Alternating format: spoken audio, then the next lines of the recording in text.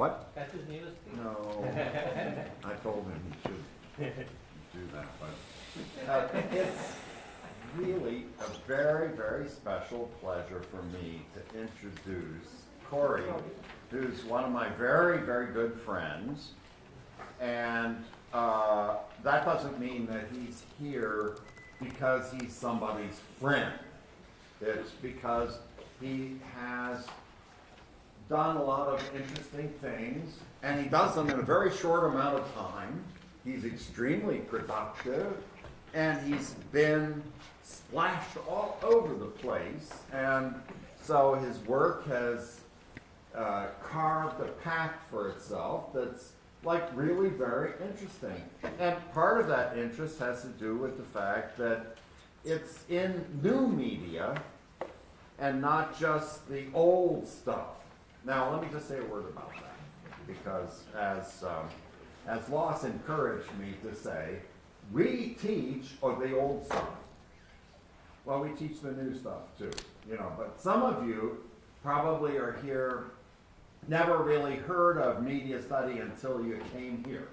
And actually, that's sort of like something that kind of happened to Cory, as I'll tell you in a minute. But, you know, if you're brand new to it, you know, like we have other stuff going on too, you know, and like actually a great profusion of different things that are like taught and dealt with in classes that range over, you know, like maybe you like building things out of Arduinos, or maybe you like building robotic instruments, maybe you like doing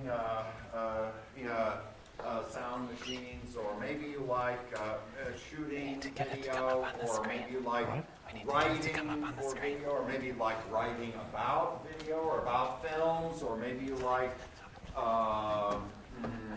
maybe you're interested in the history of new or old media. Some people in our department are like really fascinated by old stuff, because there's a lot of stuff, as you know, that doesn't exist anymore.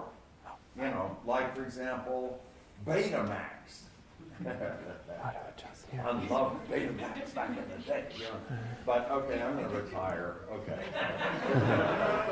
But there's young people too, and there's like a lot of stuff going on, and you can check that out. But I'm off the track here. I wanted to introduce Cory. Yeah, and now see, like one of the most fascinating things about my having known Cory is that, you know, like I know a lot of artists who I've met in international circumstances, but Cory is from Buffalo, actually. Yeah, like we were driving around yesterday, and in my car, just driving around, which is like kind of cool because, you know, like we were on our way. I think he was going to have some talk to somebody about some big museum shows or something like that, you know.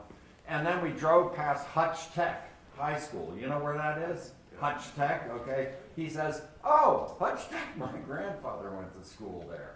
And I'm thinking like, geez, this is so weird, you know, like, all right, you know. Oh, so, can we make it 12? This is it's like maybe you're from somewhere around here, or someplace like, you know, like a lot of people. I mean, I grew up in a very small town in Maryland, and so I remember when I got to college and so forth, I knew that I came from nowhere, you know. And like maybe you're from Buffalo and you think, oh yeah, so it's like, you know what, you know, like what is all this crap about art, or you know, some big thing, you know, like what's the connection of that to me, you know, like because I just went to, you know, like this high school, you know, or whatever, you know. And I think one of the things that's fascinated me about Cory is, yeah, he said, like, sort of, like, went to the high school and went to the blah, blah, blah, blah, and now he's, like, got these big museum shows and all of this stuff, you know, and in fact, wait, where's my notes? Yeah, I got some notes too. You know, this is from a article in the New Yorker magazine. See, and it says on May 26th, a day after his 33rd birthday. That's like long ago, like 2 or 3 years ago. Okay, an exhibition of Arcangel's work will open at the Whitney Museum. Although he has no formal art training, he studied classical guitar and electronic music at Oberlin. His work is in the collections of the Museum of Modern Art, the Smithsonian, and the Tate Modern, which is in London. In addition to drawings, he makes sculptures, videos, and photographs, most of them digitally generated, but he's best known for slide modifications of video games. The centerpiece at the Whitney is a series of room-sized projections of bowling games. Jeez. Okay. Maybe Yeah, I can talk about that. Anyway, earlier this year when the installation premiered at the Barbican in London, which is like a pretty big deal, Charles Darwin, an art critic at The Independent, called it complex and funny and moving. Yeah. So how did this happen? How did Cory get to be such a big tuna, you know? And how did I get to know him? Well, here's another little quote from here that I think is really important. It's important to me, but it's important to him, of course. But it's important to you. Arcangel told me, that's not me, that's the writer, somebody named Andrea Scott, that by the time he had turned 17, he was practicing the guitar 8 hours a day. So, you see, like, I know you don't do anything 8 hours a day except maybe drink beer, but, you know, okay. His life wasn't perhaps quite as single-minded as that. Although he didn't mention this to me, his assistant did. Arcangel was a star lacrosse goalie at his school in Buffalo, at the Nichols School, a private academy in Buffalo. Arcangel recalls that the school hosted workshops by Squeaky Wheel, a local media arts center. Through Squeaky Wheel, which also airs a public access TV show in Buffalo, he was exposed to experimental video work by seminal figures like Nan June Pike. Crazy. Yeah, and you. Yeah. Yeah, so, you know, like, I don't know how many of you know about Squeaky Wheel, you know, but it's like the downtown center for media access, you know. Like, actually, if you've never been downtown, oh my God, that was what? Okay, maybe if you've never been downtown, you could check out Squeaky Wheel because it's a cool place that loves to help people do media. You know, like all kinds of stuff. You know, check it out. And they're going to have some good programs coming up. There's, in fact, a great movie going to come next week, right? What is it? Peter Snowden's documentary. Okay, so go there too. Okay, I'm not going to talk very long. I'm not, I swear. You know, yeah, I know you want to hear from him, but listen, I just wanted to stop me talking by quoting something from this amazing catalog called All the Small Things, which is a show catalog that Cory did. And I mean, like, basically, you know, like you think, oh yeah, what is a book that's about a show catalog? It's like, oh yeah, this museum puts this together. But I'll tell you, basically, Cory put this together. And you couldn't have it otherwise. It has too many different things. It's got scores of music that he wrote. It's got a lot of pictures of his installation stuff. It's got like interviews and talks about his stuff, but mainly a lot of pretty cool and funny pictures. Okay, and here's an interview I just want to read a little of this interview, and I'll pretend that I'm Jonah Peretti, who's doing the interview, okay? It's from a year ago. Cory, let's do this. So ask me a tough question. Come at me, bro. Jonah, how did you deal back in the I-beam days? Uh-oh, here we go, says Cory. See, this is the kind of guy we're talking to here. That's what I want you to know, is this is the kind of guy. So Jonah asks, how did you navigate having people in the art world take your work seriously and hanging out at I-beam where there's like a digital art thing where there are all these people who, for the most part, the art world didn't take their work that seriously, and then the hacker DIY webhead kids. How did you, Cory, how did I navigate between all those different worlds? And JP, how did you navigate between all those different worlds? Clever guy. And still be well respected in all of them.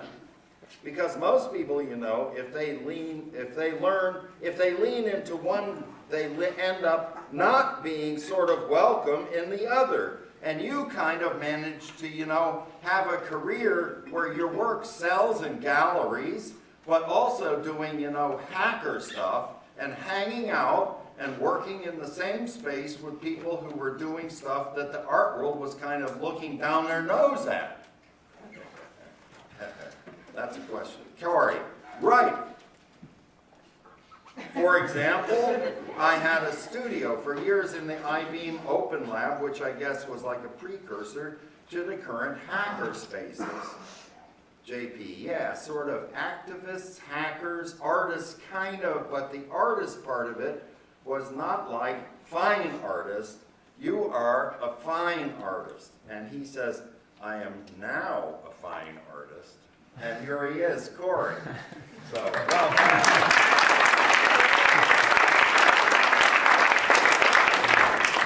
Thank you, Tony. That was great. Yeah, wow, that was the best introduction I ever had. I'm sorry it was the longest. No, it's great. Oh, wow. Yeah, okay, My well. boss told me to make it long. Yeah, we were trying to get the computer to work, so. Yeah, okay, well, thanks for coming. Yeah, thanks again. Thanks everyone at UB for having me. It's pretty awesome to come back. I mean, I come back pretty often because I have family here, but it's crazy. Well, it's crazy to come back on kind of like a business trip, which I guess this is, and also for it to be so cold. I mean, like, I was talking to my aunt and I was saying, like, I think there was one day when I was a kid that it was this cold, and I guess apparently if you look at the numbers, there was no day when I was a kid that it wasn't this cold since like the 1800s or something. So I'm glad to see that Buffalo is still doing its thing, and I was smart enough to take the train from New York because I've had, I think out of my 5 worst flying experiences, 4 of them are to and from Buffalo in the winter. So I took the train. So yeah, it's really great to be here. And so anyway, the plan is I was going to talk for maybe, I don't know, maybe around 50 minutes or an hour about my stuff. And then after that, we could do questions. And also, though, if you have questions during, you could just raise your hand or shout them out.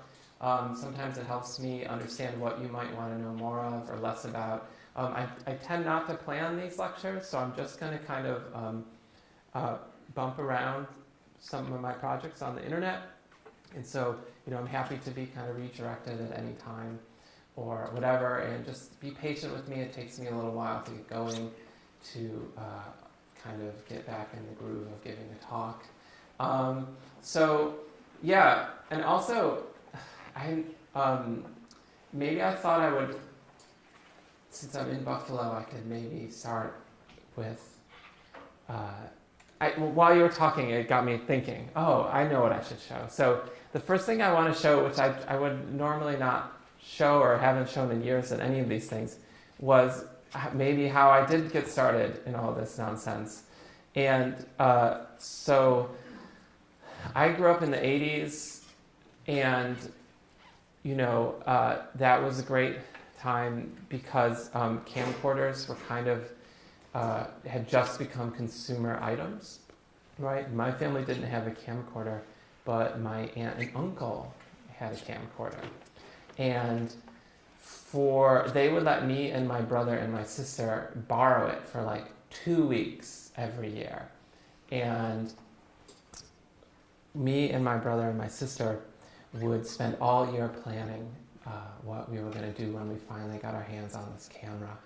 And then when we got the camera for 2 weeks, it was basically straight production for 2 weeks straight. And this was in Hamburg. I grew up in Hamburg. And so actually, weirdly enough, one of these videos is on my YouTube account, because when YouTube first happened, I couldn't get my head around it. I didn't understand what it was, and it seemed so complicated to me.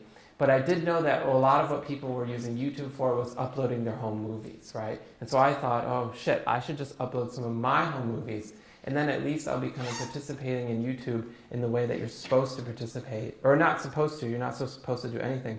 But at least it gave me a way to kind of deal with YouTube in a way that I didn't have to think so hard. So wait, hold on, INSECT, insecticide, is that it? No, hold on, give me a minute, I gotta find this thing. I'm just gonna go to my YouTube account.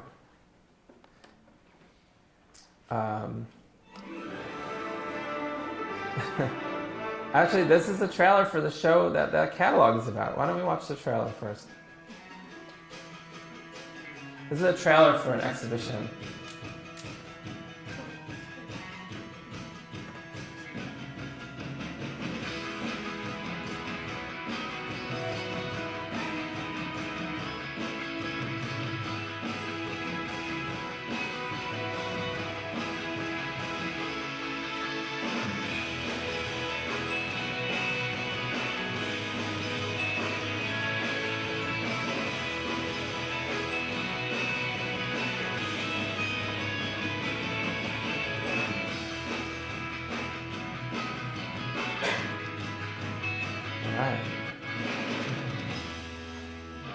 So that was just like, in iMovie they have these things that you could just dump your photographs into and it makes it automatically for you. So that was just a kind of automatic trailer. I hope this thing, what I want to show you is on here. Hold on. Oh, great. Okay, so I'm going to show you... okay, so for years, like, part of my obsessive-compulsive need to always make things is to kind of it's like golf, you got to beat your best score. Do you know what I mean? And for years, I was plagued by what I'm about to show you. It's a video I made when I don't know, was 12 or something. And it's me and my sister's band in our basement in Hamburg, New York. And it was called Insecticide. And for maybe 10 years of my life, this was definitely the best thing I ever made. Still very proud of it. So I'll show you right now. So this is Insecticide. I don't know, maybe early 90s, I guess. Hamburg, New York, basement.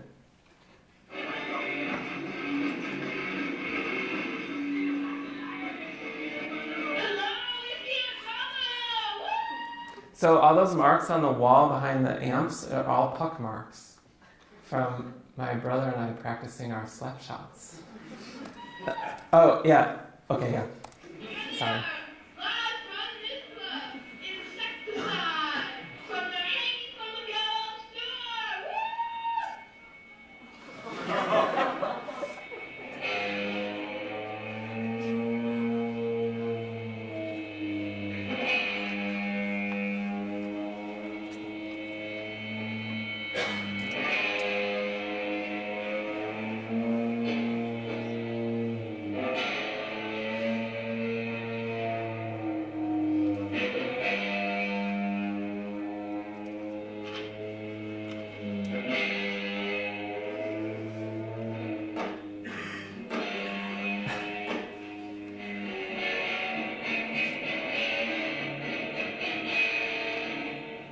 I'm that one. Oh, that's me, that one.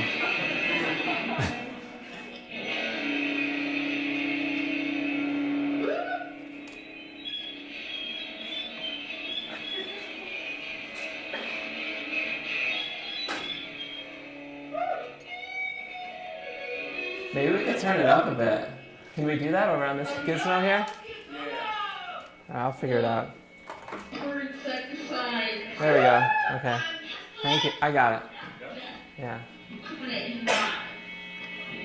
And here's a song called If You Want a Mess.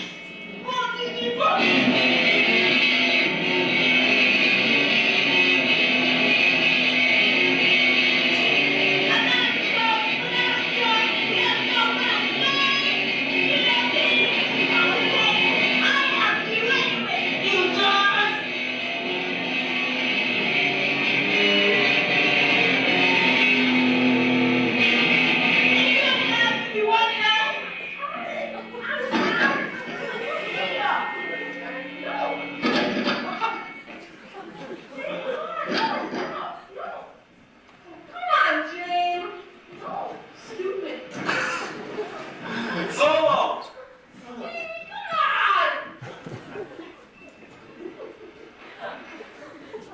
Yeah, so I could tell you what I go on a little solo tour, which is really bad.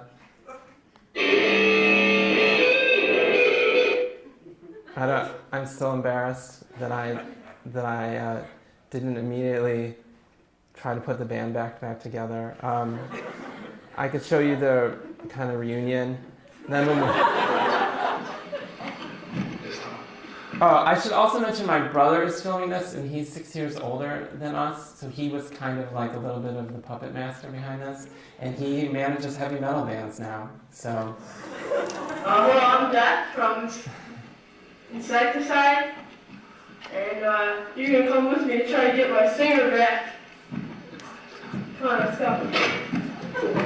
You quit right in the middle. Well, this is Pestilence. How you doing, Pestilence? Pestilence, we'd like you to join the band here. We have a gig tomorrow night at the Whiskey Go-Go again. It's supposed to be real big. It's supposed to be TV, Channel 12 there. This is Channel 12 reporter right here. That Pestilence? What's wrong with Pestilence? Because why? Because why? Call me a retard. I was joking, Pestilence. You weren't. I'm gonna use your real name. Jamie. Jamie. Come on, it wasn't. Jamie. No. Please? Jamie. No. Come on. Jamie. Why? What? Because why won't you do a screw up once and you yell at me? Sorry, Jane. I'm not. Oh, I'm not sorry. I wish I could do that, Jane. You know, you broke the mic. It's all fixed now. We have a gig tomorrow night. Yeah. Come on! Please do. I won't yell at you, I promise. I won't say one word. Even if you don't sing at all. Jane. Come on. Come on, Jane. Well, I could just, on YouTube you can watch part 3 of 3, which is our reunion. Where we played successfully our 2 songs. Anyway, so that is kind of, I wouldn't say where I started, but like I always like to make, like a lot of kids, stupid crap on cameras and stuff. And then in high school, through Squeaky Wheel, actually, they had this public access show called Axle Grease. If any of you remember that. Is it still there? Yeah, absolutely. Oh my God. Yeah, right? So you're flipping through the channel and it's like whatever. And then it was channel 13 then. I don't know what channel it is now. And then it would just be like, you'd be like, what the fuck is this? You know? So, and it was my dream that was my like kind of, I just was like, it just like, there's something about TV, right, which was really this amazing and powerful thing because they're all kind of standardized almost, right? Most TVs are the same size and still are about the same size. and there was just information coming right into your house, being beamed into your house, and the information also kind of seemed to be standardized. I mean, I'm going over them, right? But then all of a sudden to see stuff, I'm just trying to like re-explain it to you, but like to see like stuff that had no relationship to anything, and you know, I kind of grew up on MTV, and I just was like, that I knew I wanted to fill up people's TVs with weird shit. Do you know what I mean? That kind of, it just really kind of lit my imagination or whatever. And, you know, of course, by the time I got to college, TV no longer was, like, TV kind of got replaced by the browser. And so, you know, and so that's how I kind of made that transition. But it is essentially the same thing, right? It's another box that's in your house, or now it's in your hand. And I wanted to put the weirdest stuff I could possibly make on it. And yeah, so that's kind of how I, you know, and I studied music, and I started making music. And wait, hold on, I do have some notes. So yeah, that's, so I could start, maybe what I'll do now is I'll show you some of the earlier videos I made that were kind of in this vein, because like what I got into in college was like super old computers, because I realized in old video game systems, because going through the same interest, you know, I realized that a video game system is a box which is in your house, which is hooked up to your television, right? That is actually a little video synthesizer, right? That's what a video game system is. It's a box that can produce color and sound. And so in college, I started kind of taking apart video games and kind of rewiring them to make the weirdest stuff that I could. And so I could show you some of those now. Yeah, let's do that. So when I was in college, I started taking apart Nintendo games, and I made a bunch of them, and I can show you a couple right now. The one that one of the first ones I made is a project of mine, which I always like to show because I think it is the most simplest and easiest project of mine that explains all this stuff. It was a project called Super Mario Clouds. Now, this is very simple. It's just the game Super Mario Brothers. And I redid the computer chip in it. So, oh wait, do we have a laser pointer? No. Do we? No. Well, I could just come over here, right? I have wool. I feel a little weird because I have wool pants on under this, so I feel like bloated. So I rewrote the code on the chip which controlled the game in the Nintendo. There's 2 chips in a Nintendo cartridge, and this chip was rewritten just to show only the blue sky and the clouds from the game. And so, and I could show you what that looked like right here. So this is what that project looked like. And so when you put this game into your Nintendo Entertainment System, this is what would happen. You couldn't play it. It was no longer, even if you pressed the buttons, nothing happened. But this just happened forever. And yeah, so that's the project. And but again, actually, it is really related to like seeing axle grease. I mean, it was just like, what other things could you make your TV do?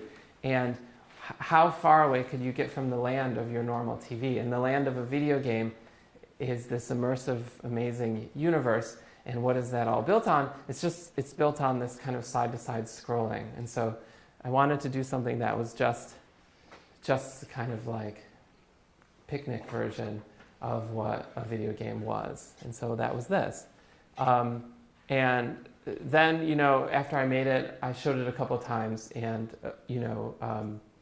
sometimes I would make different environments of it in exhibitions. So I could show you what some of those look like. Let's see. So here's an example of when I showed it once at the Whitney. It's kind of showed on multiple. I used to tell the museum, I said, just bring up whatever projectors and TVs you have in your storage, and we'll just deal with it when I get there. And so sometimes it would have lots of TVs and lots of projectors, and sometimes it would have just a few. The other way that the project exists is online on my website, and you could download the code. You could actually download it and run it on your Android phone if you actually, because you can get a Nintendo emulator for your phone now. I don't know if you know that. And also, it also exists as source code. The kind of code that the game is that makes the game is also on my site. So I also, it isn't just for Nintendo, it's also for the internet and for you, basically. I could show you a couple other games I made around that time. And then I want to talk about this bowling thing that Tony mentioned, because I didn't realize it until you mentioned it. Of course I made a work about bowling, because I just realized, yes, of course I'm from Buffalo, and I never actually kind of really put that together. But as you all know, that bowling is an important part of the culture here. And I spent a whole summer at Volker's, actually. I went after work every day with my brother, and we both decided we would try to get good at bowling one summer. And I don't know, we needed a trainer or something, but we didn't get any better the whole summer. This is another one I made around the same time. This is called I Shot Andy Warhol. This is a modification of an old game called Hogan's Alley, which was a kind of shoot 'em up game. And in the game, I switched all the characters, and so I replaced the bad guys with Andy Warhol, and I replaced the good guys who you were supposed to not shoot with, well, I'll show you. They're here somewhere. The Pope, and Flavor Flav, and who was the last one? Colonel Sanders, yeah. So this was an actual playable game that you would play with a kind of light gun in real time and space, I guess. So this is what it looked like when you played it.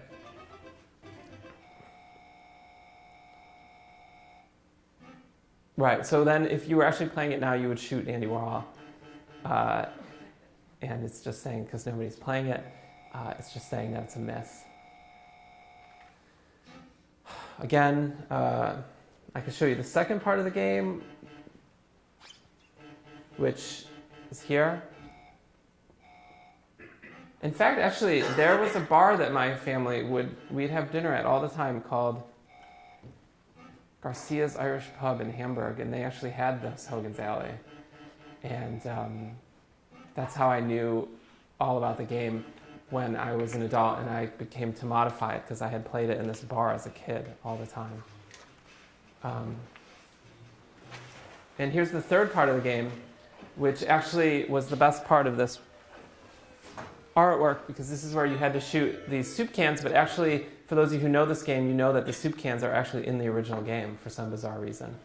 So I didn't actually have to change any part of this to make it thematically work. And there are times like that when whoever is the higher power just literally hands you an artwork. And it's a situation like this where this work was almost made for me before I even made it. You know what I mean? It just seems so obvious that you should shoot Andy Warhol. There's already soup cans. And to figure out who the other people should be in the game was also actually pretty simple, because since the resolution of these characters is actually, I think, 32 by 54 pixels, there's only a few people who are kind of in our consciousness who are able to be recognized in 32 by 54 pixels or whatever. You would think there would be more, but there isn't actually that many iconic people. So Flavor Flav is obvious. Colonel Sanders is obvious. I tried Jesus, and amazingly, Jesus is not recognizable in that few pixels. He just looks like some guy with long hair. So that's that game. Are there any? Am I going too fast? How's my pacing? Are there any questions? I'm going to keep going. Just going to keep steamrolling here. I'm good. I'm doing good. Okay. Thanks. Let me show you. I don't know. Let me show you this one. This one is pretty involved. This one is called Super Mario Movie. This is the last one I made of this kind of work in 2005. This is a 15-minute movie that is programmed on a Super Mario Brothers cartridge. So when you put it in, it actually plays a kind of 15-minute non-narrative, kind of epic, kind of like psychedelic epic movie. The reason it's the last in the series is because it took me so long to program. I kind of I kind of got burned out and never wanted to program for Nintendo again. But I could show you a little bit of it. It's really one of my favorite things.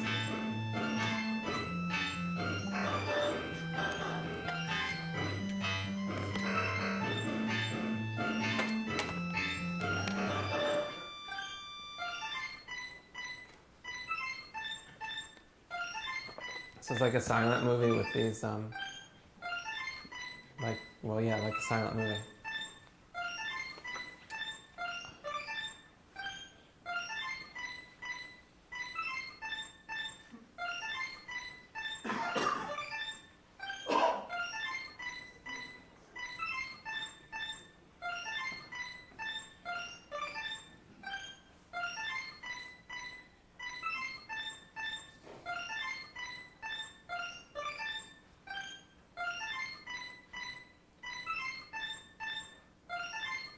Also, I have to say, this is a YouTube video of a video capture, so that's why it's a little blurry.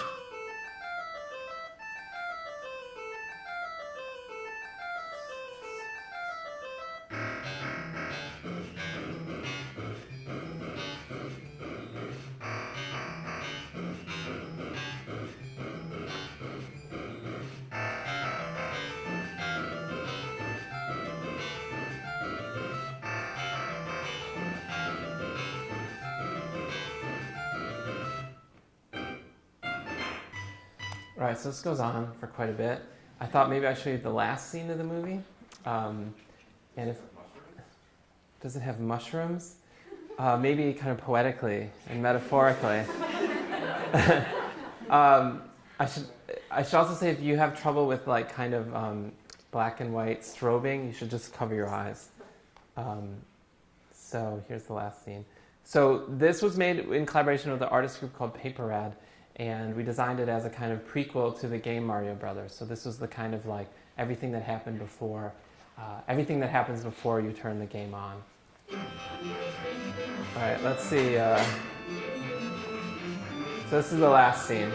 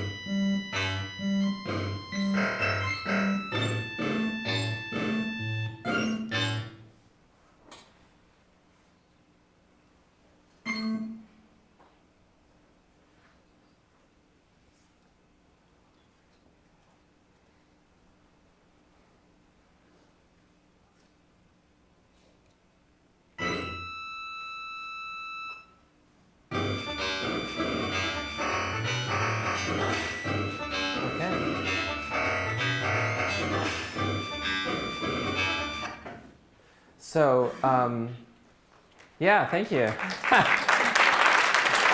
So that was made 10 years ago. Oh my God, in 2005. So yeah, so that's this kind of more Nintendo-y stuff, and I thought maybe I would show you some of the more recent video game stuff I've been doing, which is very Buffalo specific. The biggest piece I made was one called Various Self-Playing Bowling Games, and this was a little bit different. In these newer pieces, what I've been doing is I worked with an engineer friend of mine, and we made a little computer chip. Hold on, let's see if I can find this for you. Okay, So, Nintendo. Well, let me show you let me show you this basketball one first. We made this chip together. So what this thing does, it's like a TiVo for a video game. So when you play it actually records your button presses, and then it'll play them back on a loop. And so then I recorded myself playing all these video games very poorly, and then so this is an example.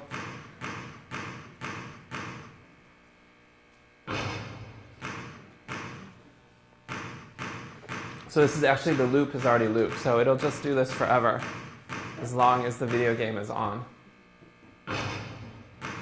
That's called Self-Playing Nintendo 64 Courtside 2, and then the one that I made, the bigger piece, is called Various Self-Playing Bowling Games. And this is bowling games which are from the history of video game bowling from like the late 70s all the way into the late 2000s, and I programmed each of them to constantly throw gutter balls.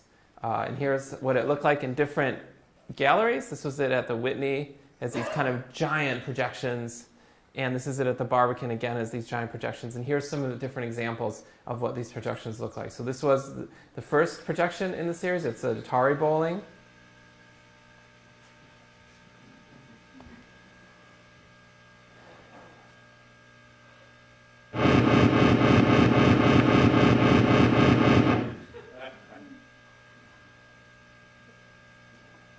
Let's do it. Let's let it go one more time.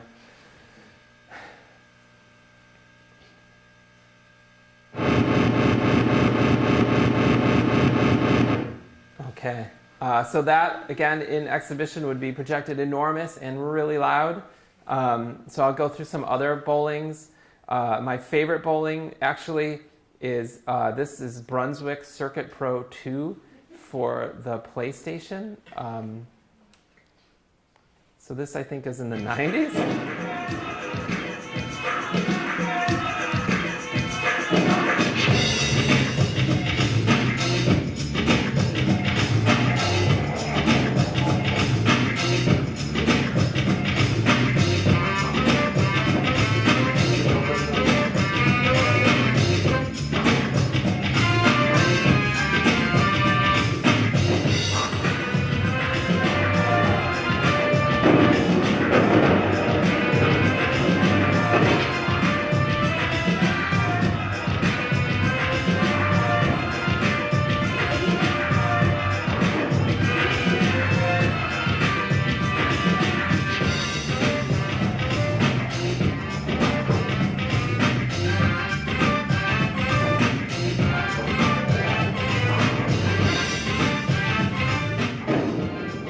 Actually, we could probably simulate it just by pressing play on all these videos.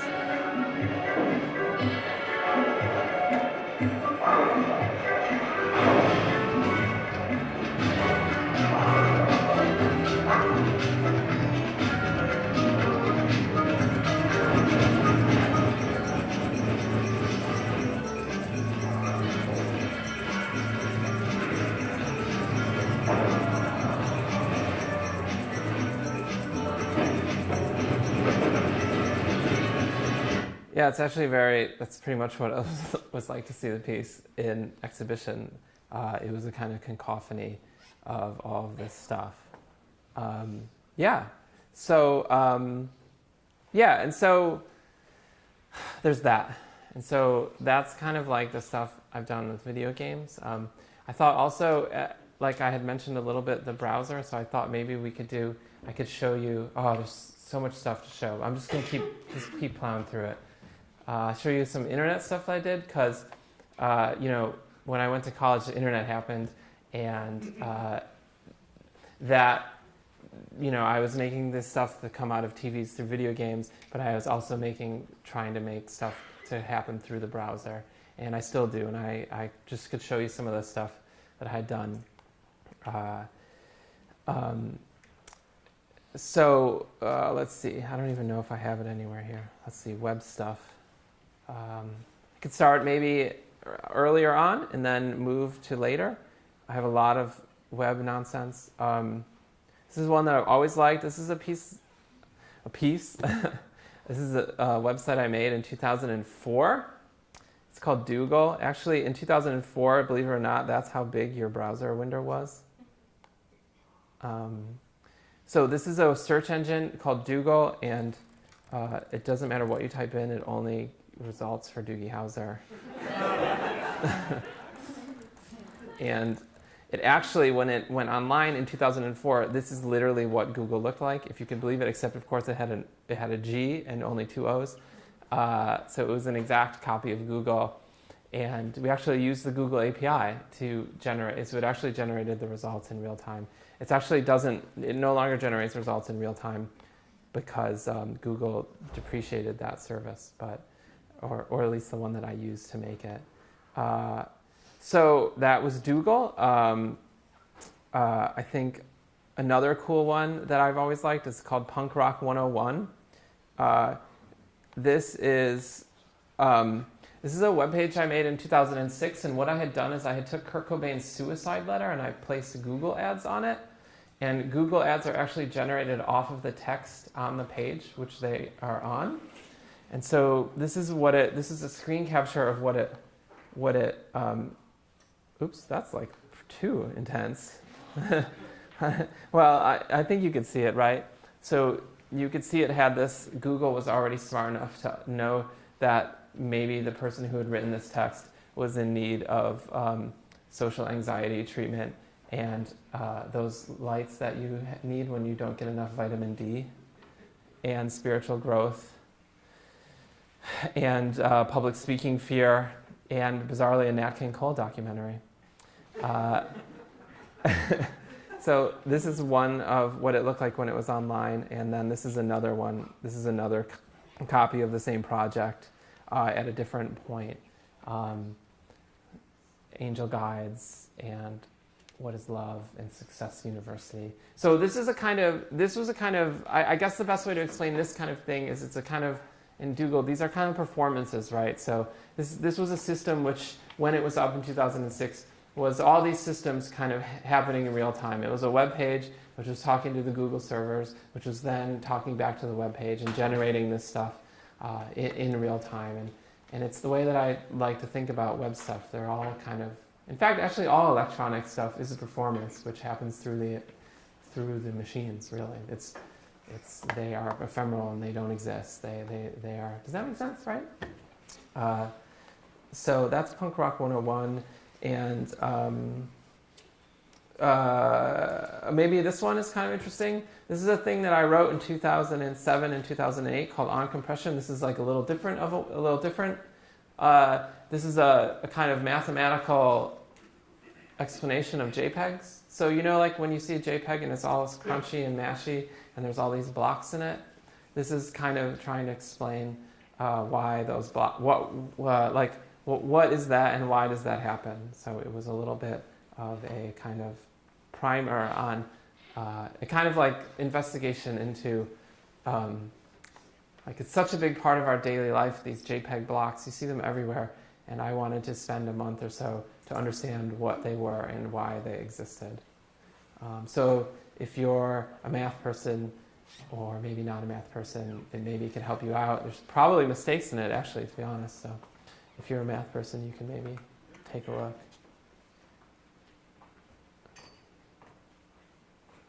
Yeah, so this was the kind of sample image, Jay-Z and Beyonce on a yacht, and this is them kind of compressed with this JPEG quantization table. So I don't know. I'm not sure if that was an art project or what it was.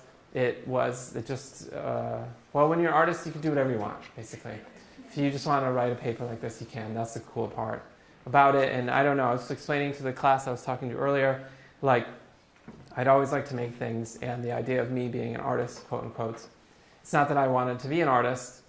It's just that I thought if I started calling myself an artist, it would be the path of least resistance and it would give me the most amount of freedom to do whatever the hell I wanted to do. Does that make sense?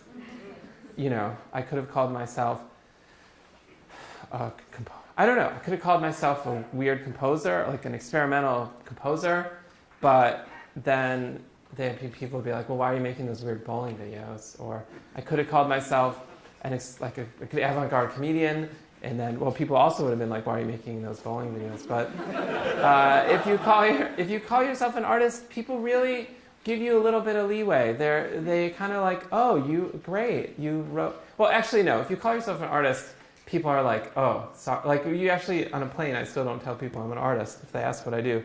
But people who are into the arts, or no, I don't know. You know what I'm trying to say, though.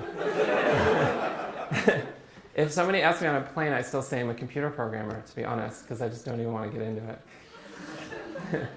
Because then they're like, well, what do you do? And as you can see already, it's just like I make web performances that involve algorithmic systems. This just doesn't sound cool. Here's a good one. This is in 2008. I had the Whitney send out their press release for the biennial in Comic Sans. And this was great because only one person noticed, apparently. Only one person wrote the Whitney back and said, hey, do you know that your press release is in Comic Sans? I can show you, oh man, so much to show. The web seems pretty good. It seems like we have a good feeling here. Here's a Tumblr that I made. This is one of my favorites. This is called, oh, wait, that's not it. Here. This was a Tumblr which ran for about 4 or 5 years. It was a bot. So I've been doing, I have a bunch of artworks that are bots, which are just computer programs that automatically generate stuff. This bot, when it was running, every week would take the New Yorker, caption this cartoon contest, and automatically caption it with the phrase, what a misunderstanding. So every week, it would just get...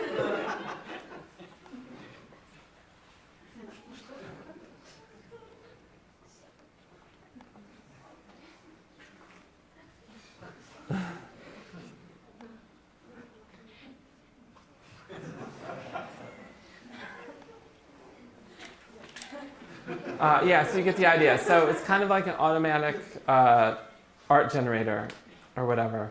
And it stopped, what happens is every time the New Yorker switches their website, I had to reprogram it. And eventually I was just like, all right, enough, I'm done. I can't do it anymore.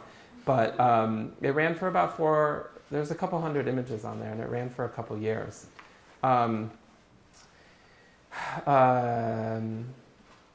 Yeah, I'm just going to go deep on these, okay? Just bear with me here. So we're talking again about video, right? And remember I was saying that I didn't really understand YouTube when it came out. So I tried to do all these things where I was trying to figure out how could I make an artwork on YouTube? Like, what was YouTube and what would be cool to do on YouTube? That makes sense, right? So here's one of my experiments. Oh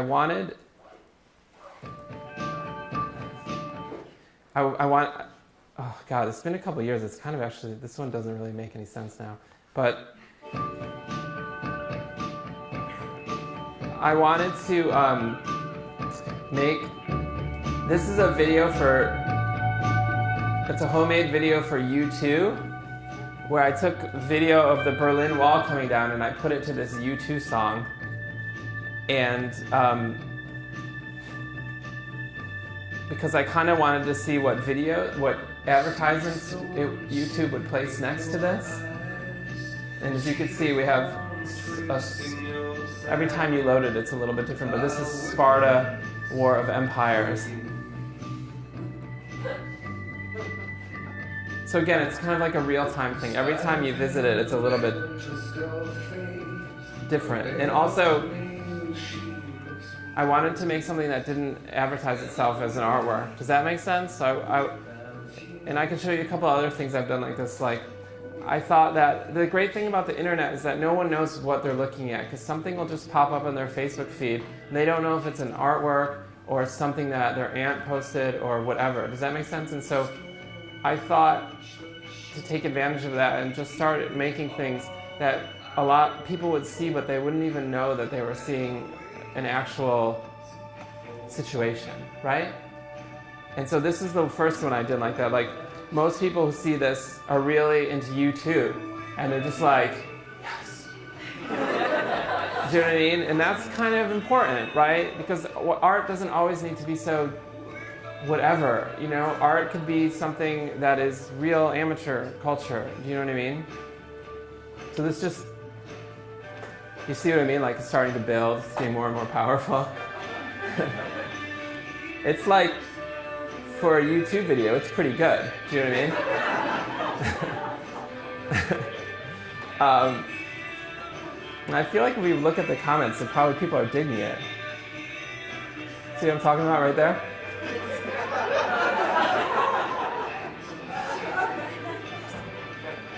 You know, so that's the kind of cool thing you could do with the internet, right? It doesn't, you don't have a gallery. When people walk into a gallery, you could really, people are like, they're just, actually when people walk into a gallery, they're usually like, this kind of trains people to not like stuff. Do you know what I mean? Because there's a kind of institutional pressure pushing down on the work, and they're just like, what? I can't believe they did that. I could do that. You know what I mean? But that's cool too, right? Because you could show things like bowling. You could really kind of you could really kind of try to poke people. Be like, oh yeah, just like, what about this? So that's what's cool about institution, but the internet is cool for something else, right? It's cool to make things that maybe people don't even know are there or whatever. Here's another one that I always thought was cool.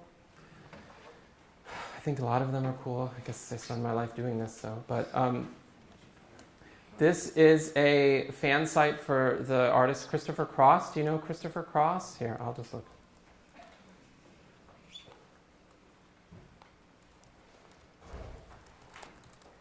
Christopher Cross is this guy.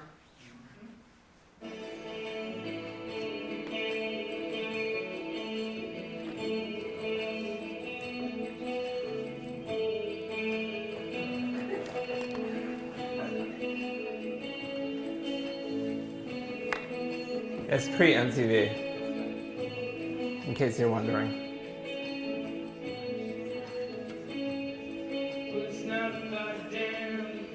All right, so I made him a fan site in Arabic. So I took his biggest hits and I put this page on Angelfire, which is a great kind of free web host where a lot of fan sites at a certain era of the internet in the late 90s and early 2000s were hosted. And so I made a fan site in the look of this era. Questions, interviews. Okay. My guest today played David Sinclair for 6 seasons. No, I don't know what that is. Hold on. Oh my God. I'm going to download malware on this UB computer.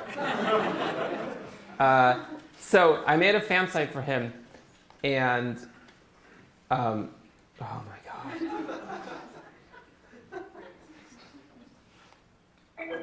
Jesus. On this page, you can download MacKeeper, a 911 app for Mac.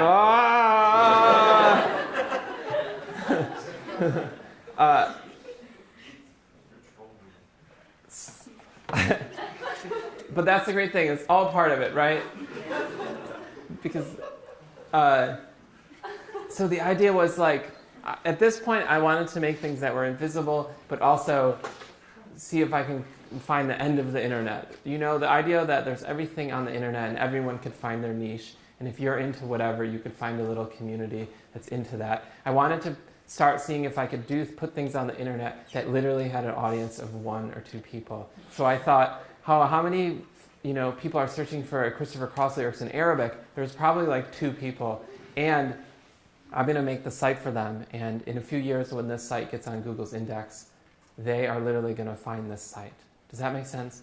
So this is a site for people who don't know about art, and it's not maybe for them.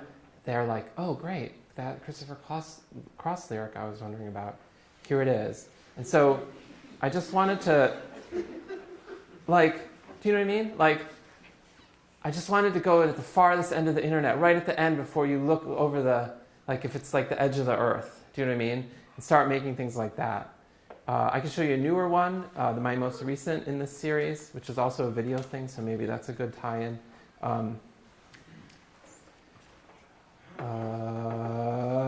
This is called Solitaire Weekly. This is a webisode series that I did that ran from 2012 into 2013. Also, when it ran, I never told anybody about it, so that was the other thing. It was 52 episodes, one a week. Here's the last episode.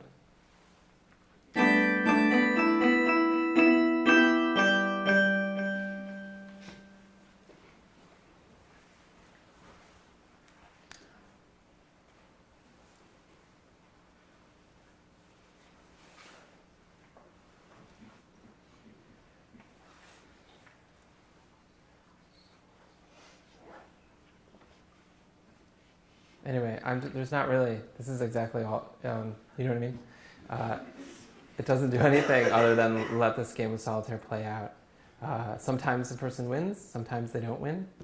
I can show you a couple other episodes.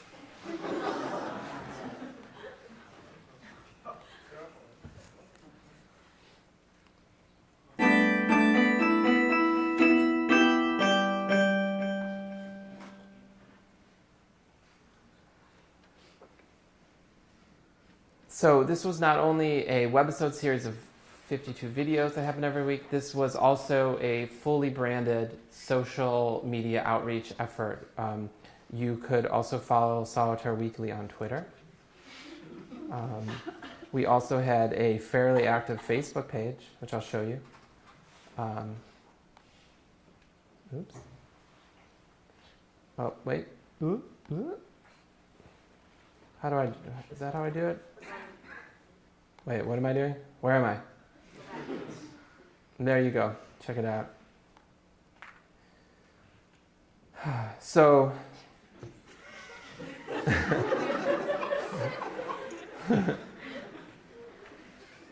so this was, we were trying to get excitement by interacting with people on Twitter, on Facebook. We were trying to do we were just trying to, check it out. Trying to be really excited and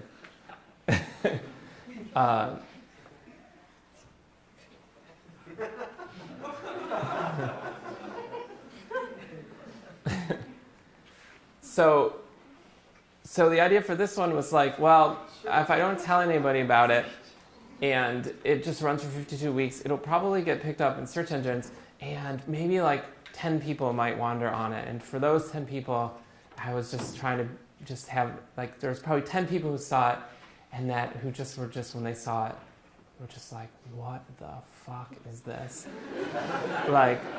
Is this a robot?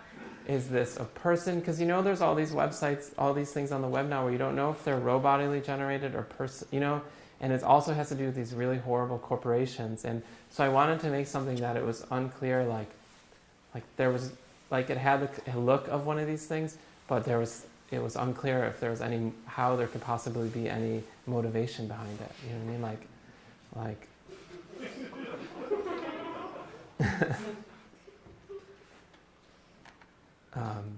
mean? So it's over now. And I did take out Facebook ads for it actually towards the end, and that's why we have 128 likes, but most of them are bots actually, which is depressing. Okay, there we go. Where are we going? MacKeeper? No. I did actually make a kind of MacKeeper like software once. It was called TAC Compression. It was made in collaboration with a group called the Radical Software Group, who actually visited with Buffalo many years ago. It was called Total Asshole Compression. This was a compression program that made your files huge, and also just threw in a lot of stuff, like a lot of random files from the internet into your compressed file. So when you decompressed it, it would litter your desktop with all these completely random, the only one thing I remember is that there was a Bryan Adams MP3 that would just show up. So this actually still works, And you can download it on OS X and try it out. This computer is not mine, so I'm not going to try it. So it's taccompression.com. Total asshole compression. Yeah. So. Okay. So what else could we talk about? Maybe I'll talk about. Okay. So now we're getting towards the end, right? So maybe I'll talk about the more recent things I've been working on. What time is it? 15 minutes. We got 15 minutes. It's perfect.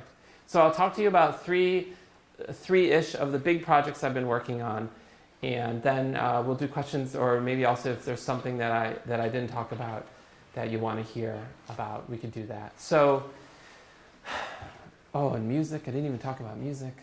Okay. So my three big projects the last couple of years were dispersed in all these different areas. One was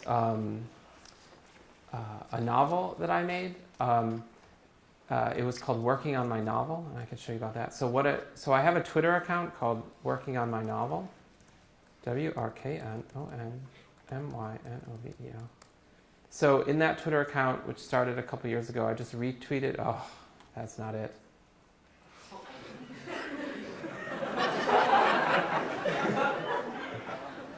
I don't know. There's something seriously wrong with this computer.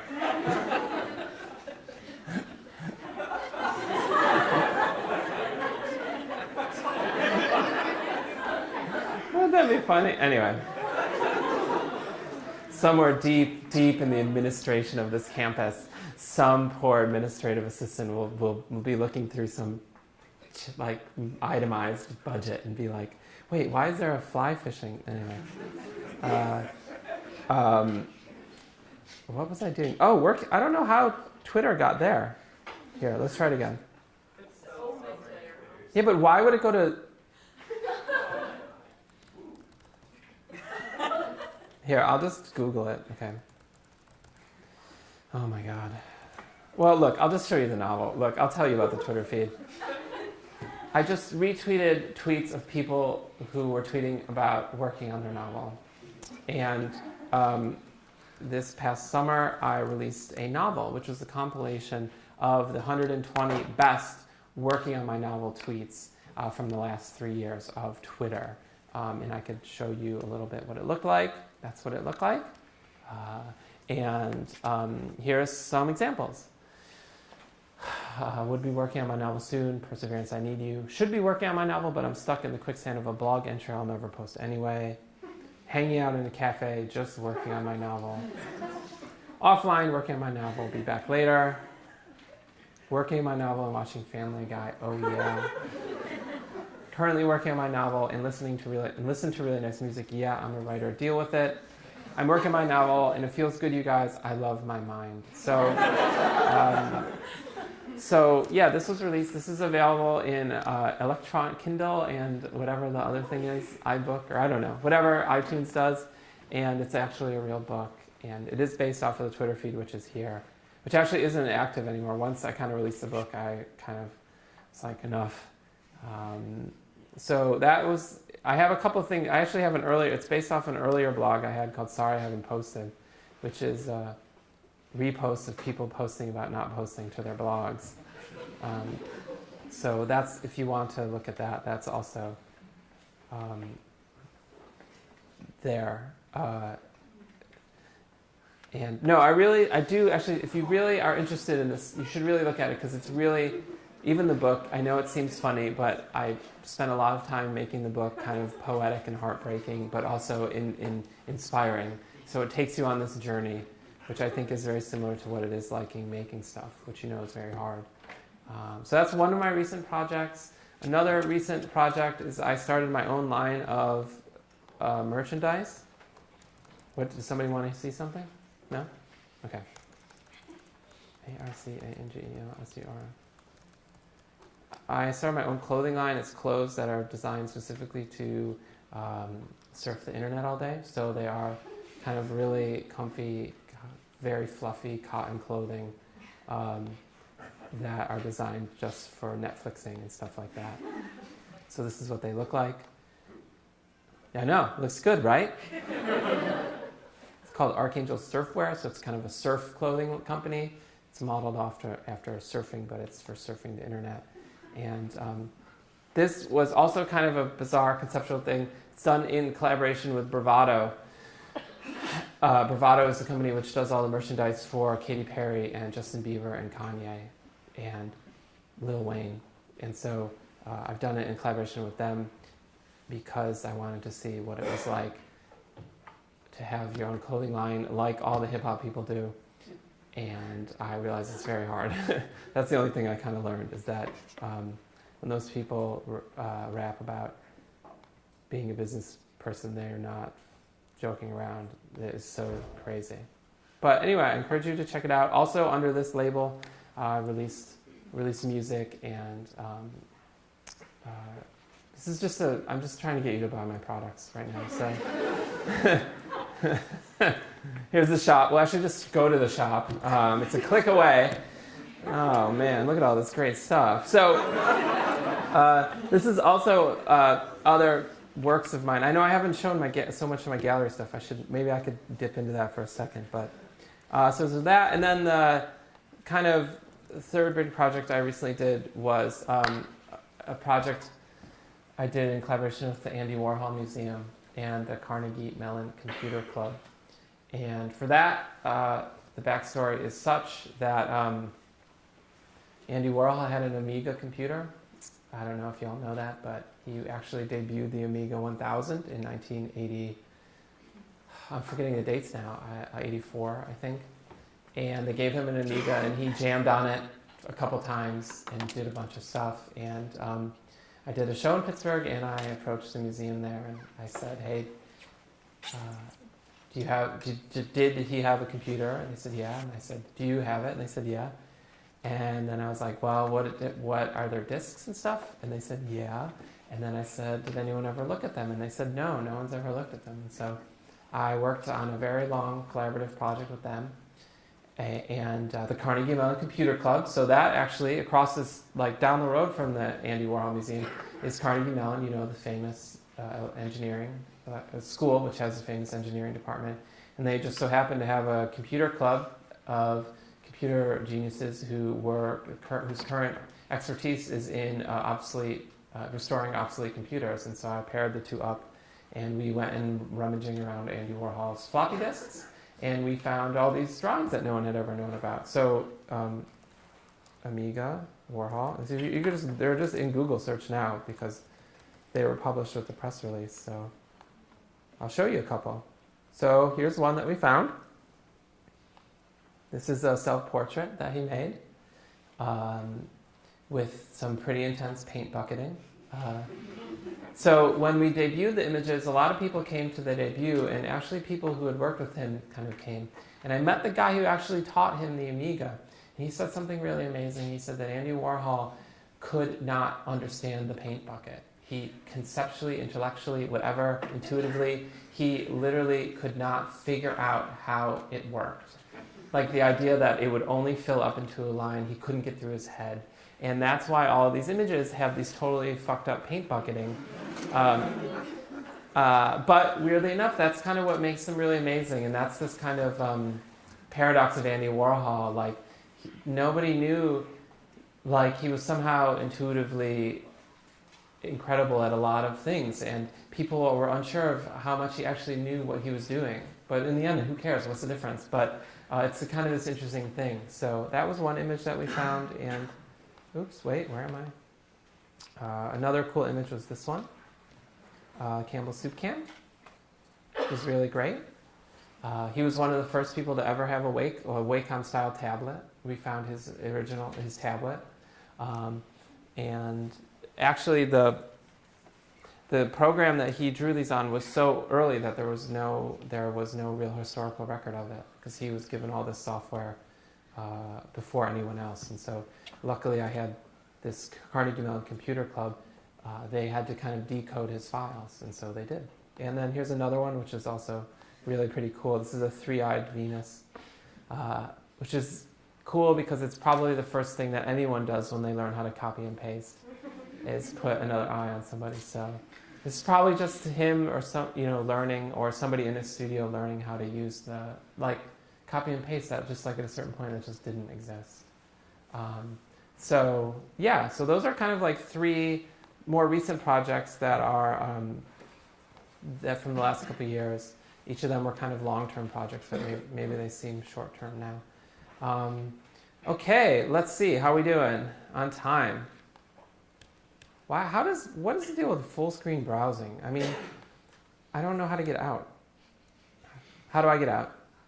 Escape. Escape? I'm pressing escape. Oh, okay, thanks.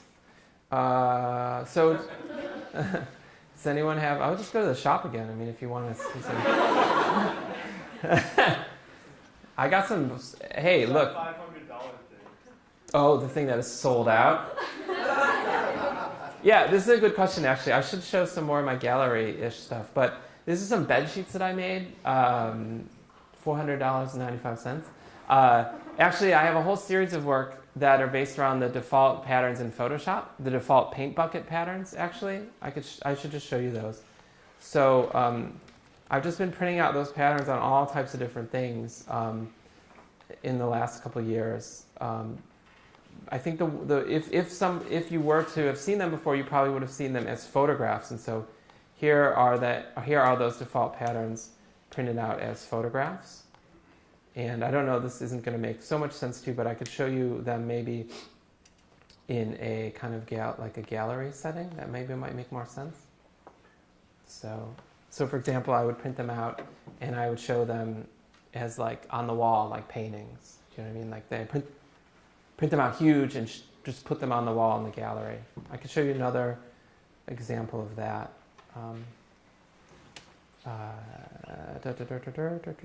So here, this kind of thing. So those are just 3 enormous photographs. The image on the photograph is literally just the things that are in the paint bucket in Photoshop. So also, you know, I've made bed sheets and iPod covers and carpets and all this other kind of stuff. So it's a kind of recurring thing that I'm interested in. I'm interested in all the kind of things that computers do automatically without you really thinking about it. And it's a good example of things that work in a gallery that wouldn't work outside of a gallery, maybe. Because the gallery kind of gives it a certain type of importance. Whereas if you saw this in Photoshop, you would be like, oh, I've done something wrong. So, yeah, okay. So, any questions? Yes? On your website, Uh-huh. there's like a bunch of things on the side, and one is like performance. I'm just curious. Oh, you want to see performances? Well, you're seeing a performance right now. Yeah. No, just kidding. No, maybe not. I don't know. Yeah, so let's see. God, what do I got? This part of my website's a little bit dicey. I haven't quite figured out what I do is a performance and what I do is not a performance. Do you know what I mean? That's why I was curious. Yeah, so I could tell you there's all these kind of complicated things. So part of me thinks a performance is me actually doing something. That would be the easiest way. But there are a lot of things. Well, here, this is a performance. This is a classical All right, performance. thanks for coming. I'll be just playing one song for you all.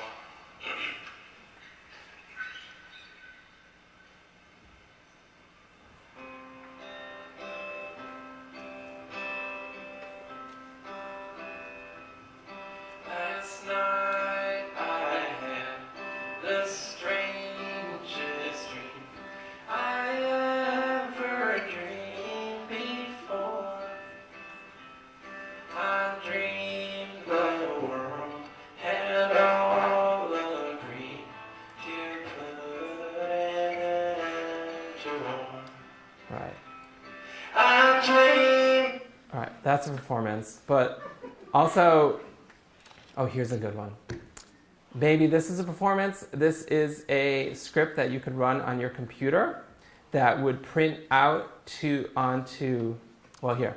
A Perl-driven Twitter bot which automatically posts status updates in the city, arrow, city format to make it look like the user spends a lot of time in and flying between random Midwestern cities.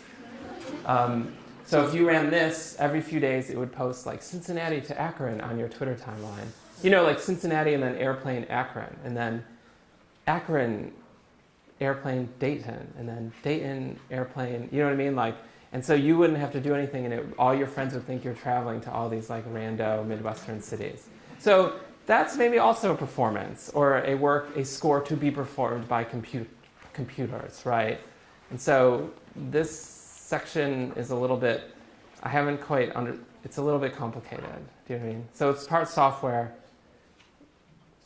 This is another one. If you run, this is an AppleScript, which an AppleScript bot, which will broadcast to Facebook through Spotify that the user listens to the Far East movements like a G6 on repeat every night from 7 p.m. to 5 a.m.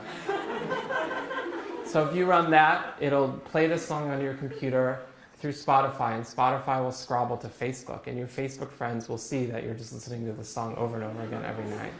So it's also a kind of performance or a score to be performed. Does that make sense? So that's my performance. I'm not sure. I don't know. It's a little confusing. Yeah. Okay. Any other questions? Yes, over here. I was wondering if you could talk a little bit about Bomber Rack.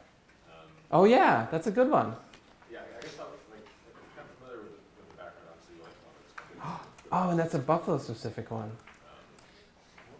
Okay, great. Thank you for asking me about that. Yeah, I guess I wanted to, if you could maybe try to talk a little bit about how you feel about the politics of this piece. Oh God, don't ask me about that.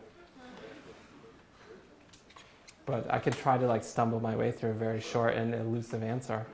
What's that? I could stumble my way through a very short and elusive answer to what I feel about the politics of this piece.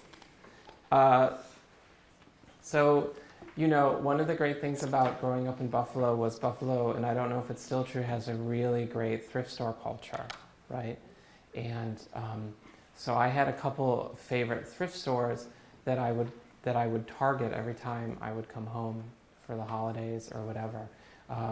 One of them was the one, is it on Elmwood? The one, AMVETS, yeah, the AMVETS. There was another Salvation Army over on the George Urban Plaza in Cheektowaga. I think it might have been an AMVETS or something. I mean, just sick stuff in there. Like somebody just gave away their whole VHS setup. I mean, great electronics. And then one over on Transit, the Salvation Army on Transit next to Ted's. Those are my three spots. They're probably all still there. At that point, I was collecting older, you know, people were giving away their computers from their 90s to these places. And I found, I bought a computer because of the computer. It was a black Macintosh Classic TV. It was actually a really pretty rare computer. It was here, I'll show it to you. Macintosh. So at a certain point, Macintosh tried to make like a computer that was a half computer, half TV. I mean, obviously they had the right idea, but it was maybe 20 years too early or 15 years too early. So I saw this in the Salvation Army. Now I obviously bought it because it's like super awesome. And I took it home, and on it I found some files. Now it was clear whoever owned the computer before they gave it away had cleared the personal stuff. So somebody had kind of already, but there was a couple of school projects on it, and one of the school projects I found on it was this game Bomb Iraq. So it was a HyperCard game. So HyperCard was a program that people would often teach computer programming on in the 90s. It was an incredible kind of predecessor to the web, really, HyperCard. And so this was a game. And so actually what you're looking at here is a further iteration of the project. It was recently restored by Dragan Espenshede. And so actually what you're looking at in this window is crazy. It's actually a fully emulated version of that original computer running in the browser. Does that make sense? So there's a whole Macintosh behind here. I could click a little bit through it. So here's the game that I found. So you just have to hit this right arrow. And then that's what happens.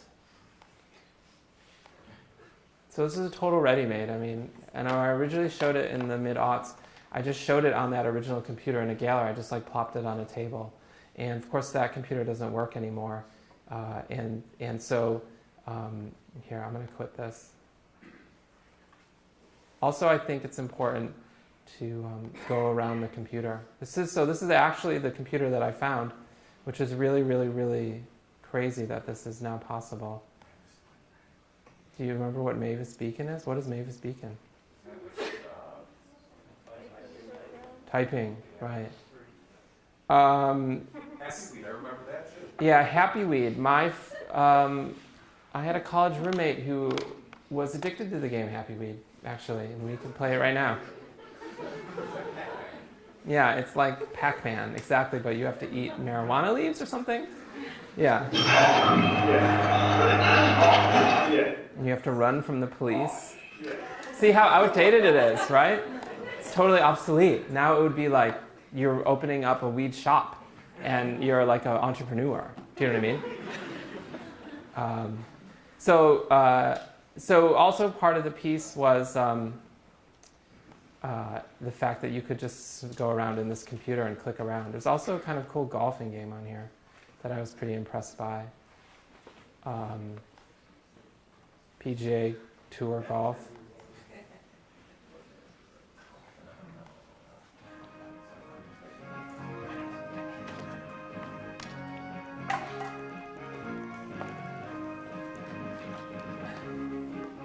Anyway, in terms of the politics, I don't have that much to say other than, I grew up playing Cold War games. I mean, I grew up with MiG Fighter and Top Gun. I grew up with similar games, and so I don't have anything insightful to say other than that it's a very strange part of American culture that our war, war is kind of sold to us, and now at least for a long time explicitly through video games. Army's super into it's like an unofficial part of culture that became an official part of the whole apparatus. Seems like it's even more specific for when somebody has the opportunity to make. Oh yeah. They're like, what kind of game am I gonna make? Recreate that and keep recreating that body. Yeah, it's insane. It's crazy, but I mean, it's there. So. Yeah, so I had a couple projects around that time that were dealing with war video games because that's an important thing, right? It's an important relationship, and video games are fighter pilots now. The reason that they're so good at it is because they grew up playing those video games. Do you know what I mean?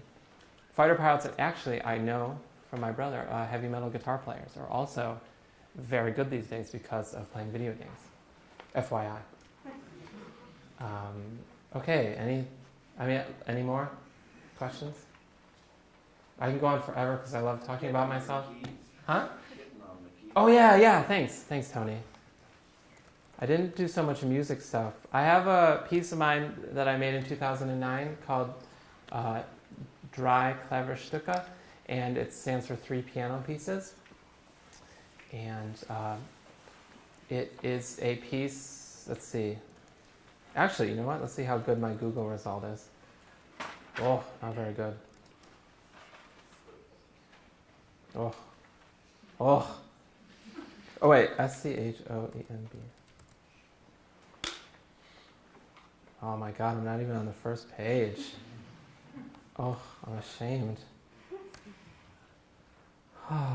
Okay. Well, all right. Okay. So in 1909, Schoenberg, the great composer, wrote 3 piano pieces called 3 Piano Pieces, Opus 11, and it's kind of widely considered to be the first. Well, firsts are always difficult, but it's one of the first, if not the first, piece of kind of true atonal music which has no tonal center or what. And 100 years later, I realized that score by using clips of cats standing on pianos or playing pianos. And so for whatever note or note clusters the score called for, I found that note or similar note cluster that cat was playing, all from YouTube videos. And so here it is.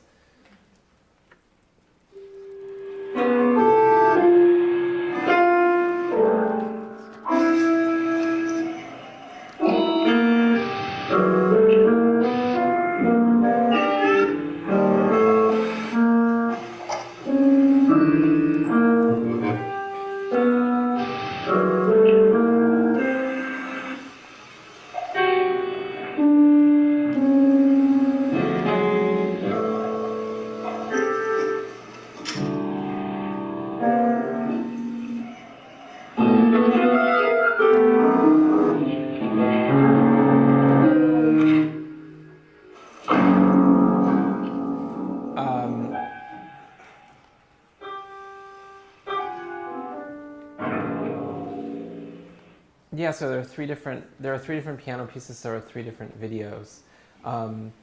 So this is like a kind of recursive joke, right? People say atonal. A lot of modern music sounds like cats on pianos, and this is cats and pianos playing modern music. And it was also an experiment in viral culture, meaning like at that time. And actually, you read an interview between me and Jonah Preddy. Now, Jonah Preddy started the website BuzzFeed, or was the co-founder, and so I did a lot of work with him because we kind of shared an office for many years. And he was really interested in viral culture, and I was kind of always also doing a lot of kind of paying attention to all that stuff.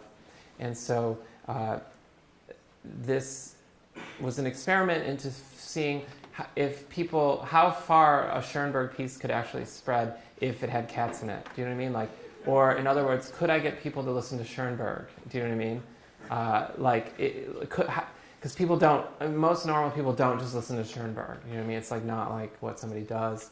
But so when I made this video, I wanted to see how far it could spread, and as taking the cats kind of dragging the Schoenberg along with it. And yeah, it worked because a lot of animal blogs posted it, and so the video went all over the place, and it was great that all these kind of cute animal-loving blogs, all these people were then listening to Schoenberg. So in a way, again, it was also a performance. I mean, it is a video, but the video is just meant to kind of enact the performance of the video spreading, and of kind of smashing kind of popular meme culture with kind of very unpopular avant-garde culture of the early 20th century. And it was just trying to like smash those two atoms together and to see what would happen. And so it's similar to a lot of the web stuff that I was doing. And actually, if you can go on SoundCloud, you know, my new record, which is available on my merchandise line, is also a piano piece. So, which is kind of, in a weird way, kind of similar. So, but I think somebody else had a question? Yeah? So you have a lot of work, where you work on other people's work. Uh-huh. Create this kind of thing. Do you have any copyright things going on? Oh, is the copyright stuff? No. I mean, the work is really kind of under fair use, and I haven't had any copyright problems. No concerns. I mean, it's gotten a lot easier. This kind of stuff is really a part of culture now. I think when I first started, people were like, but now any 10-year-old does this kind of, I mean, all 10-year-olds do this stuff. Do you know what I mean? So there's a kind of less anxiety surrounding it now because it's really embedded in culture, right? Like YouTube is just filled with very similar stuff than a lot of these videos. And so I think in that way I've been lucky to be alive now and doing this kind of stuff, you know? That could be the theme for the night. We're lucky to be alive. And now. Yeah. So looking at all your work, Uh-huh. I mean, your ideas go all over the place. Yeah, it's very unfocused. So how do you come up with these ideas? Does it like just come like this, or I mean, or you have brainstorming sessions with a team, or I A don't know. team, a creative team. You know, it's the same. It would probably be the same answer for a poet or a writer or a musician. I mean, they come in all different mysterious ways, and it's. I heard Jay-Z talk about it once, and in some interview, and he was like, "It's more like you catch the ideas, right? So they're floating by you all the time, and your mind has to be open, and you have to be ready to recognize it and to catch it, you know. And so it's a lot like that. So it's. I mean, if I could speak more in specifics, because I'm getting older now, I'm only a couple years from 40, I mean, I have to eat right, I stopped drinking, I have to exercise, and all that stuff helps me be calm, and if I'm calm, my mind can be open, you know? But it's hard, it's really hard to maintain that place, you know? So what's the worst criticism that you got for your work? Oh my God, oh, now you're just. I am a very thin. Do you know what I mean? I'm very much a comedian. I have a very thin skin. The worst criticism. Oh man. Yeah, well, I think the most persistent criticism that it's all just a bunch of jokes, right? And there's nothing. It's all just kind of easy little tiny jokes. That's the most persistent, and I don't know what the worst is, but that's the one that I get all the time. You know what I mean? That's cool. Yeah, I'm cool with it. Can you talk about your work has a real emotional quality to it, I hope so.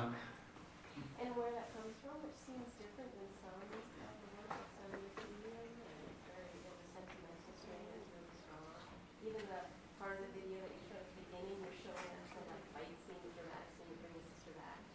Oh yeah, that was a very emotional video. It's like that you're kind of tapping into all this world that some people who maybe don't live in it as much don't see it as an emotional world to talk about. Well, yeah, I mean, it was a lot harder when I started, right? Like, definitely people didn't see this. This world was seen as really harsh and cold, and even when you would go and buy electronic music records in the 80s and 90s, there would always be a sticker on it that says, blah, blah, blah. Really brings out the emotion in the machines. They really had to push you into it. But I don't know where it comes from. I mean, it's communication and it's art, and it's meant to be about like the human, whatever. I mean, whatever art is, and that's maybe an important part of it for me, or at least when I'm making stuff. Art doesn't have to be emotional. Art doesn't have to be anything, but I guess for me, there's always a kind of sadness that's in all the work that I like. I don't know why. I mean, the work doesn't seem sad. It seems really funny, but when you actually start to think about it, I think it always usually gets pretty melancholy. Well, there's a lot of failure in it, all the better balls, all Yeah. not writing the book, wanting to write the book. There's a lot of anxiety and failure, and that's definitely part of me. Like I'm like classic comedian. I'm racked by anxiety and guilt and all these kind of things. So maybe it's because I went to Catholic school. I don't know. Narden. I'm going to blame Narden. Is that still here? Is that a Catholic? That's a Catholic school. Yeah. Play part of the Bruce Springsteen. Yeah. You want that? Yeah. So this is a composition I wrote in 2006 called the Bruce Springsteen Born to Run Glockenspiel Addendum. And it was a Glock composition for Glockenspiel that was meant to be played along to the Bruce Springsteen record at the same time as an addendum. And so on that record there are 8 songs, and 3 of them actually have Glockenspiel already. And I added Glockenspiel to the other 5 and recorded a record of just that. And it existed in 2 forms. One was just a vinyl and that I put out that's also here on SoundCloud of just Glockenspiel. And I also made another version that was the Glockenspiel mixed back into the original and then released anonymously. In order, my idea was that I could have these files spread on the file sharing networks and stuff, so that this kind of alternative version of Bruce Springsteen would be around and no one would ever notice, because the Glockenspiel parts are so subtle that I added that people would think it was a part of the original. So again, it's a kind of another performance using networks, and I like the idea that you could be at a party one day and somebody would be playing Bruce Springsteen, and then you could just be like, oh wow, this is not actually Bruce Springsteen. This is Bruce Springsteen with added Glockenspiel. But yeah, I'll play you one that actually has Glockenspiel. I can't remember which one they are. This has been a while now, but yeah.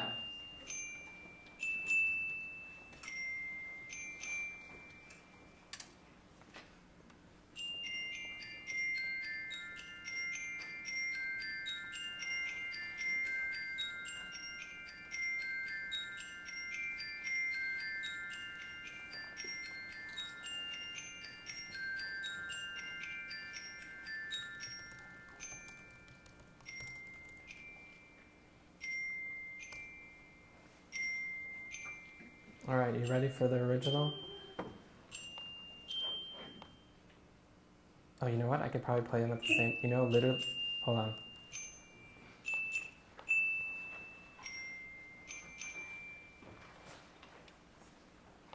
Hold on, let's see if this will work.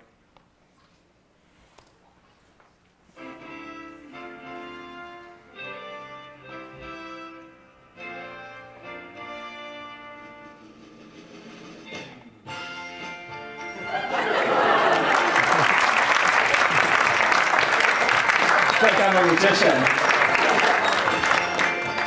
Well, let it go for a little bit. Oh, it's getting off. It's getting off.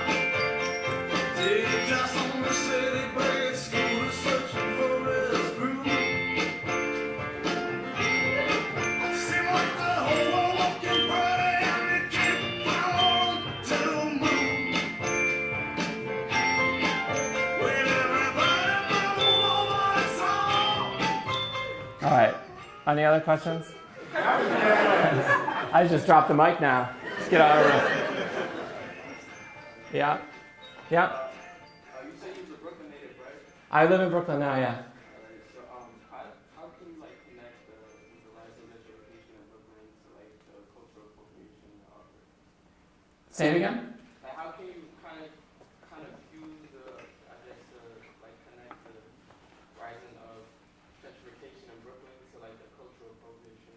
Like, how can you Say the last part. To a culture. appropriation in your artwork? Oh my God! How could I connect gentrification to cultural appropriation artwork? In your artwork. I mean, I probably wouldn't connect it specifically to cultural appropriation. I would just connect it to just like global economy, you know, like artists moving in first and then the kind of just, does that make sense? I don't know if I would connect it specifically to my work, but because my work is a very specific subset of all the type of work that's being made in New York, in Brooklyn. But, you know, I mean, yeah, I mean, it's usually the artists that move in first, you know what I mean? I don't think I answered your question, but maybe I could, I wouldn't connect it so specifically, but it's just more of like, Or like you being influenced? huh? Or do you gain some type of influence From being in Brooklyn? the culture shift? Through the what? The culture shift. Like you gain some type of, Do I gain anything from being in Brooklyn? do you gain some type of influence in your artwork from the culture shift in Brooklyn? Do I gain some kind of influence in my art through the culture shift in Brooklyn? Well,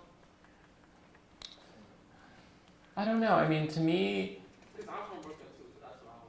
yeah, like what's my Brooklyn and what's your Brooklyn, I guess. Do you know what I mean? I mean, to me,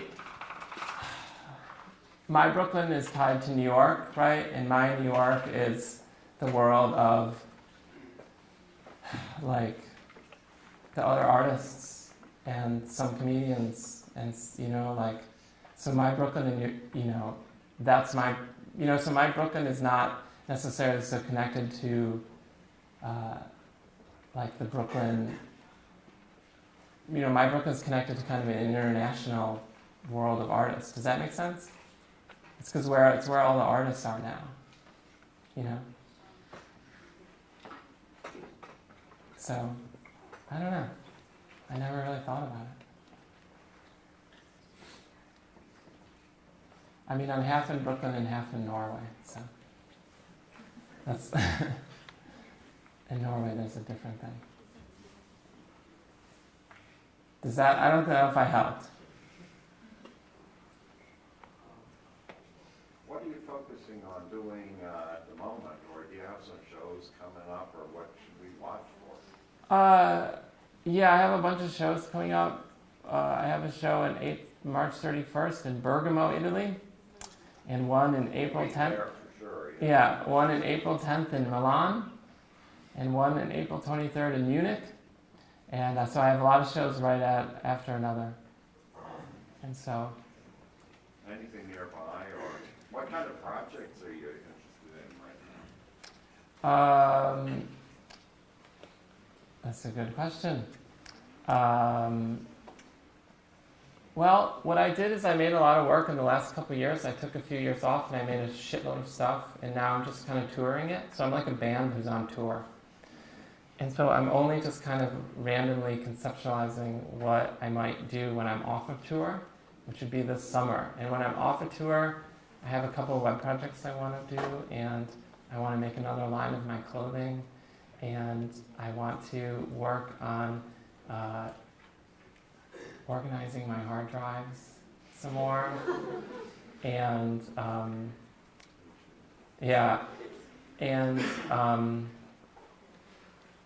trying to think, what else do I want to do? I don't know. I'm not sure. I know it's going to be another kind of research and development year, just kind of vibing around and seeing what's going on. And so it's a little unclear, so it's kind of good, I think. I found I can't like make work and show it. I have to make work and then show it, and I can't do both at the same time. So that's why I have so many shows smashed next to each other, because if I'm on tour, I might as well just do them all at once. But yeah. Mm-hmm. I see like all these like quiet moments that you find in the busiest Mhm. places, and I wonder if like you use that as kind of strategy, or like if you yourself are think of yourself as this quiet person who's really attracted to like the noisiest, busiest environments, or I don't know. Does my question make sense?